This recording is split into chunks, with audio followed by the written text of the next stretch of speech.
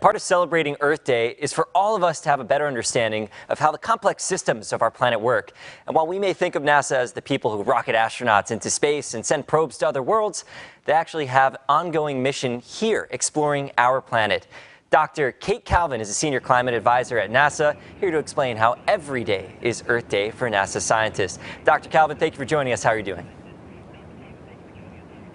Good, thank you for having me. All right, so my first question is, we think of NASA as a space program, but it actually monitors the Earth and explores our planet. What kind of projects do you have going, and how do you monitor our planet?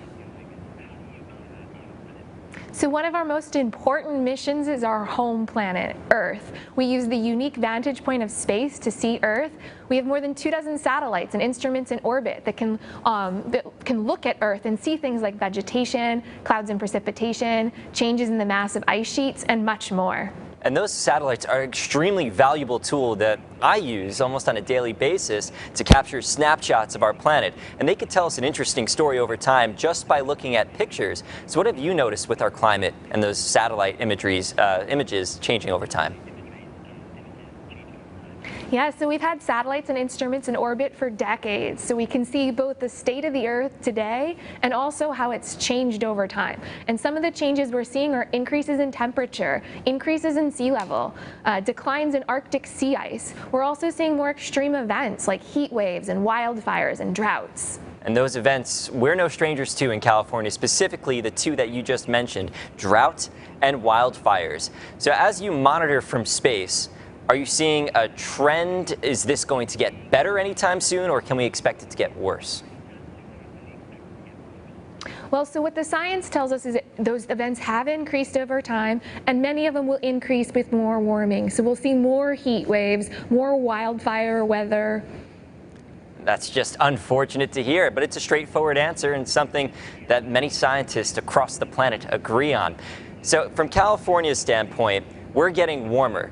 So that means more wildfires, more dry vegetation, and something at NASA, is there anything that you could do aside from just monitor? Are there any projects you have going on to mitigate the changes that we're seeing in our climate?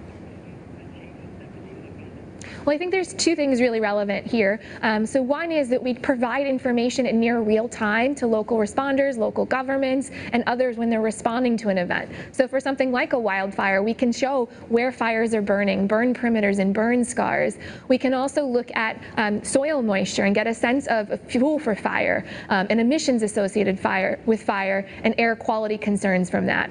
In terms of mitigation, our aeronautics team has been working with the aviation industry for decades to try to reduce energy use and emissions in aircraft. And we have a lot of efforts going on there, including testing an all-electric plane later this year.